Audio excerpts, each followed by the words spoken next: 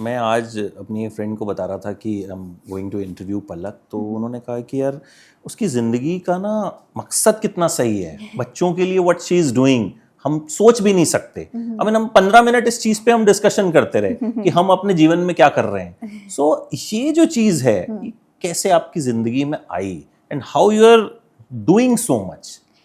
आई think जिस तरह आपने कहा कि आप और आपके मित्र डिस्कस कर रहे थे इस चीज़ को, वो भावना तो हम सब के अंदर है ही और हम सब कुछ ना कुछ करना चाहते हैं। बट आई फील कि मुझे वो मौका मिल गया और बचपन में ही मौका मिल गया कि मैं उस सोच को इम्प्लीमेंट कर सकूं एक्शन में।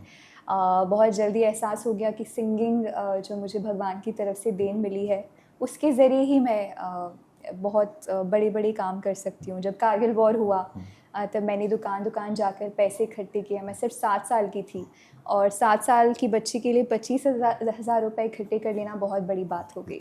वो पहला रियलाइजेशन था। फिर हार्ट पेशेंट्स का मिशन शुरू हुआ और एक अभियान के तौर पर वो मिशन शुरू हुआ, बट बिल्कुल नहीं पता था कि वो मेरी लाइफ का सबसे बड़ा मिशन बन जाएगा। और अब 3,682 सर्जरीज़ हो चुकी हैं एंड आई फील कि अभी भी मेरे पास बहुत लंबी वेटिंग लिस्ट है। हर रोज़ वेटिंग लिस्ट में नए बच्चे जुड़ जाते हैं। सो जिस तरह आपने कहा, हाँ, एक मकसद तो है ज़िंदगी का और उस मकसद की वजह से ही मैं ये फील करती हूँ कि मेरी लाइफ में स्पेशल ब्लेसिंग्स हैं। जब आप ये करती हैं क्या क्या एक सेटिस्फैक्शन मिलती है या क्या एक वो जो फीलिंग है जो पलक को एक किक देती है कि हाँ आगे और भी करना है। लाइफ में हमें हमेशा किक चाहिए होती है। आपके 10 गाने सुपर हिट होंगे फिर आपको लगेगा नहीं हाँ। और होने चाहिए। Yes. आई थिंक वही that Yes. Keeps us going. Yes. तो लेकिन ये जो आप कर रहे हो ये बहुत कम लोग कर पाते हैं, लगातार कर पाते हैं। And along with that musical career जो साथ साथ ये प्रेशर भी है कि गाने आने चाहिए, फैंस भी डिमांड करते हैं, जाहिर है काम भी करना है, पैसा भी आना चाहिए। तो वो एक चीज़ किक क्या देती है आपको जो ये काम आप इतनी शिद्दत से करते हो?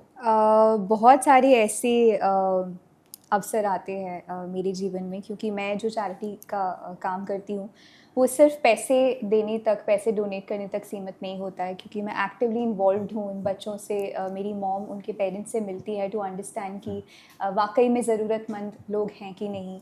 फिर उसके बाद मैं डॉक्टर से बात करती हूँ टू अंडरस्टैंड किस बच्चे को पहले सर्जरी की ज़रूरत है। जब सर्जरीज़ होती हैं मैं कोशिश करती हूँ कि मैं सर्जरी अटेंड करूँ। मुझे अंदर आना अलाउड होता है, मैं डॉक्टर्स के साथ खड़ी होती हूँ, सर्जरी परफॉर्म होते हुए देखती हूँ। और फिर उसके बाद जिस तरह पहले भी मैंने कहा है कि जब डॉक्टर अंकल कहते हैं कि बधाई हो पलक, तुम्हारा बच्चा बच गया, आई थिंक वो एक मोमेंट होता है जो भी मैं अपने जीवन में करती हूँ उसे साकार कर देता है। और उसी मोमेंट के लिए मैं जीती हूँ ऑनेस्टली। और जहाँ तक मेरे काम की बात है वो भी कहीं ना कहीं मेरे इस मिशन से जुड़ा है, बिकॉज जब मेरे गानों को आप इतना प्यार देते हैं तो कॉन्सर्ट के रेट्स बढ़ते हैं और हर एक कॉन्सर्ट की मेरी जो रेम्यूनरेशन होती है वो पूरी सर्जरीज़ के लिए जाती है, तो बच्चों का भी फ़ायदा होता है। तो हर चीज़ इंटरकनेक्टेड है ज़िंदगी में। बट हाँ, वो जो आपने कहा किक वाली ओकेजन्स बहुत सारे आते हैं। नहीं, वो आपने बताया कि जब डॉक्टर बोलता है कि पलक बधाई हो आपका बच्चा बच गया, सो आई थिंक वो फीलिंग वो सुन के ही मुझे बहुत एकदम गूज़बम्स वाली फीलिंग आ रही है। अभी मैं इनफैक्ट जब यहाँ पर आ रही थी 2-3 दिन पहले 10 दिन की एक बच्ची हमारे पास आई और इंडिया के लगभग सभी हॉस्पिटल से मना कर दिया गया था हाई रिस्क कहकर।